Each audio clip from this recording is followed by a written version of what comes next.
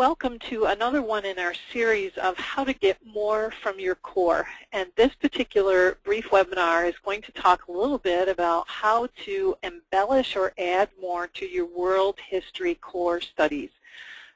Again, please let me offer the disclaimer that Sonlight's core programs are robust and full and complete as written. So there's absolutely no compulsion for you to have to add any of the things that we suggest.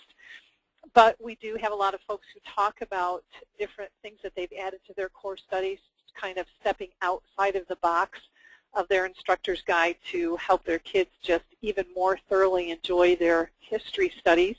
And so that is what the purpose is of this brief webinar, is to help you perhaps generate some ideas for getting more from your world history core studies.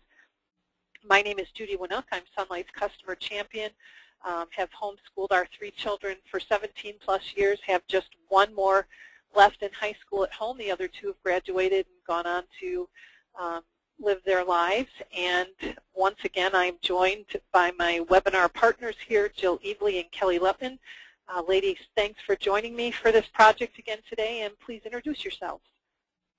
I'm Kelly Lutman. I live in the southern section of the state, and I'm finished homeschooling my kids. I consider myself a graduated homeschooler.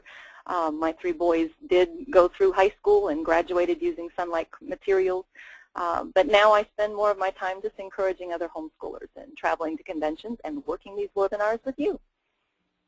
And my name is Jill. I live in Kentucky, and like Kelly, my students have graduated too. I have 5 children who were all homeschooled for part of their life, but my last 2 are homeschooled and graduated with Sonlight curriculum. And like Kelly, I like to just encourage homeschool families and help them and just do the best they can do.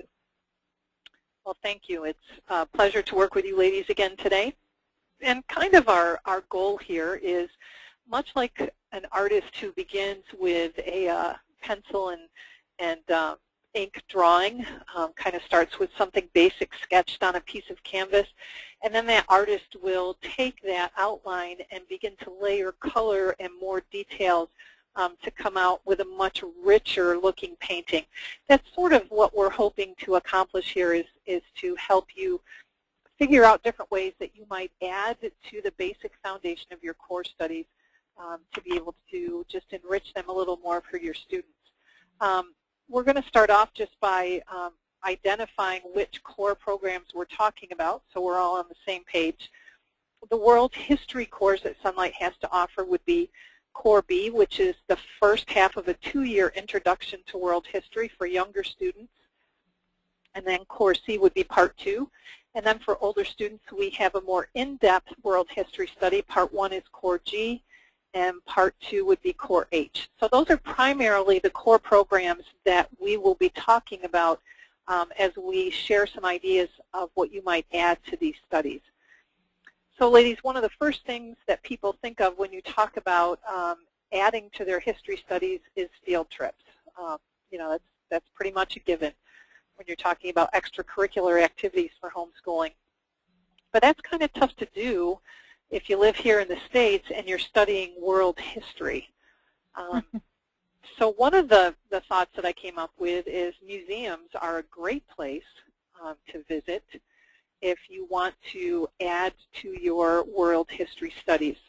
And if you don't have any museums nearby, the internet actually offers virtual museum field trips that you can visit. So pretty cool idea that we have thanks to technology now. Any other thoughts about world history field trip ideas? Well, there's always the library. You know, every homeschooler should be well versed in their local library.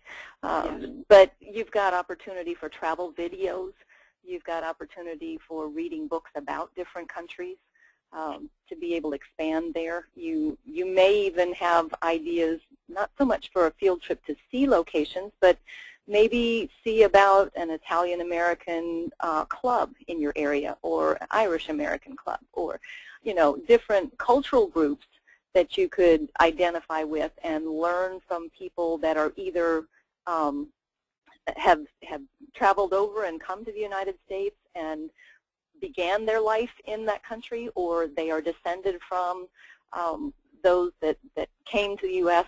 early on, but they've got an opportunity to expand and share their love of the country with you. I think that's where you really get so much more. Is you feel the passion for the country when you talk to someone who is from that country.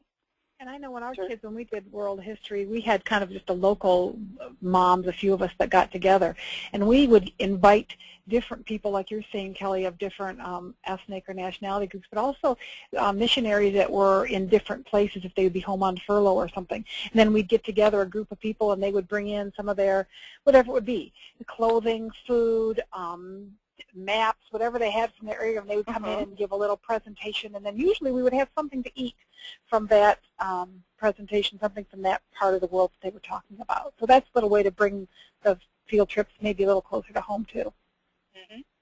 And of course, if you're an international Sonlight customer, then you've got it made because you have firsthand access to some of those countries because you live there. So all some really good field trip ideas for a study of history that most folks tend to assume there are no field trips for.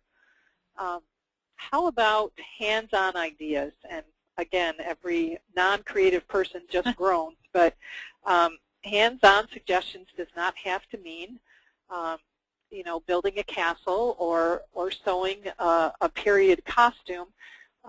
It can mean something as simple as notebooking, which is a term that's become very popular among homeschool circles in the last 5 to 10 years.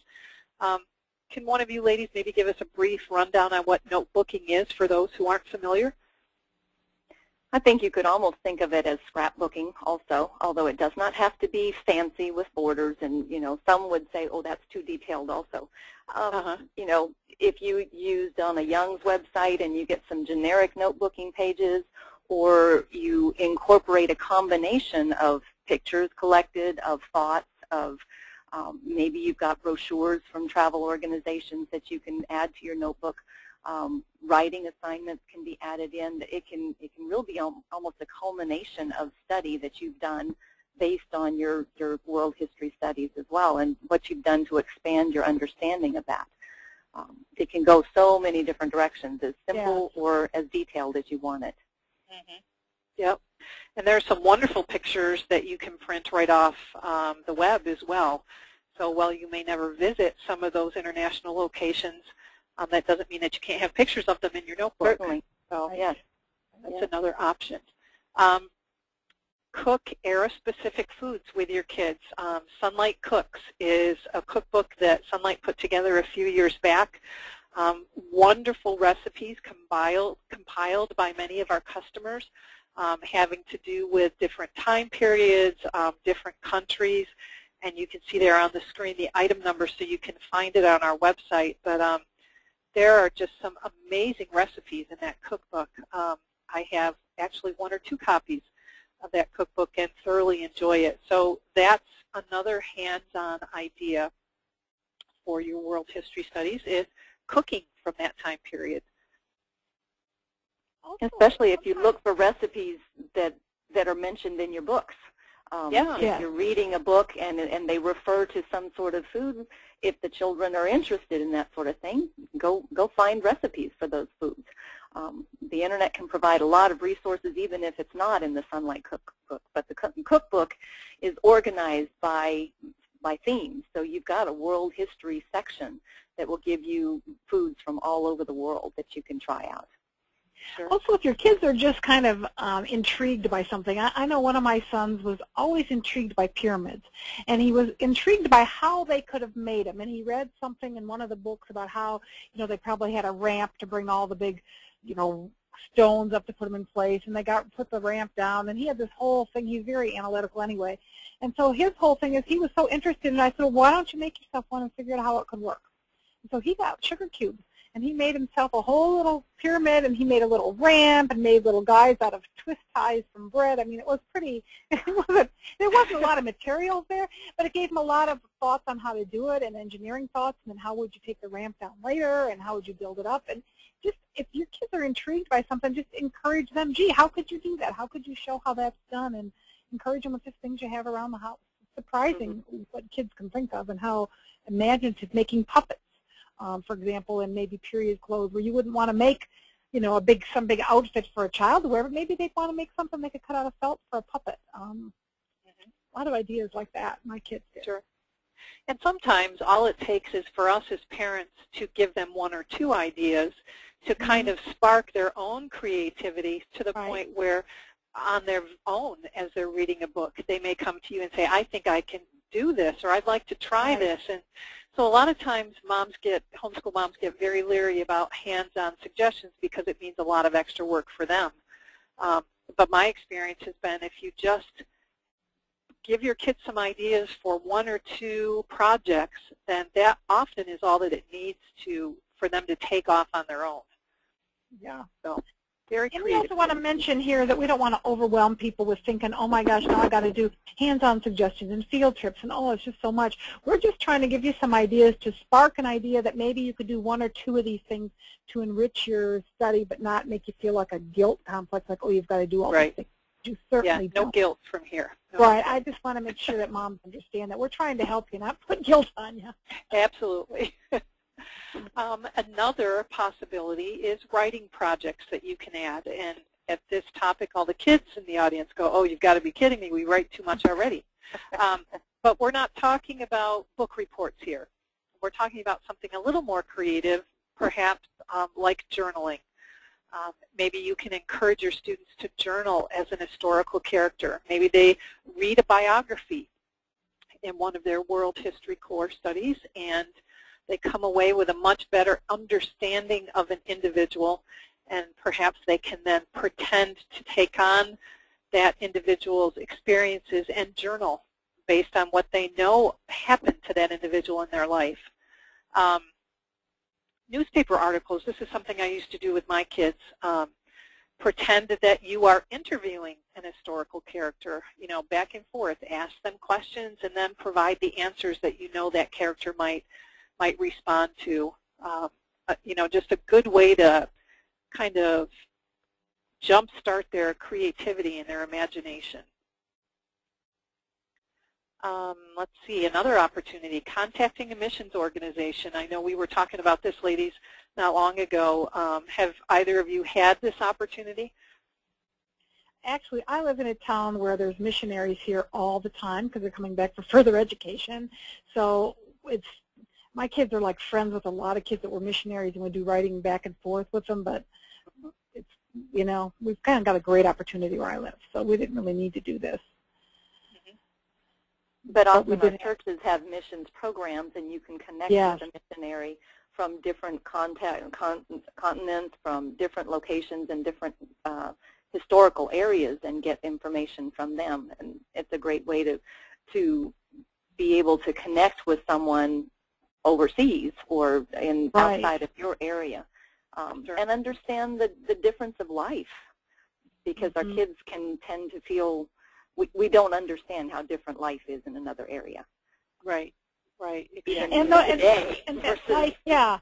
then plus you're talking about historically too. So even if they got to know somebody, like now they corresponded with somebody who was, like, just say in Egypt, for example, be totally different than it would have been during that time. But maybe that would be a good thing to write back and forth with somebody that lived there. You know, what are some of the things that have changed through time, and you know, what are some of the things from your museums, or because that's the historical aspect is so much different than the current aspect too.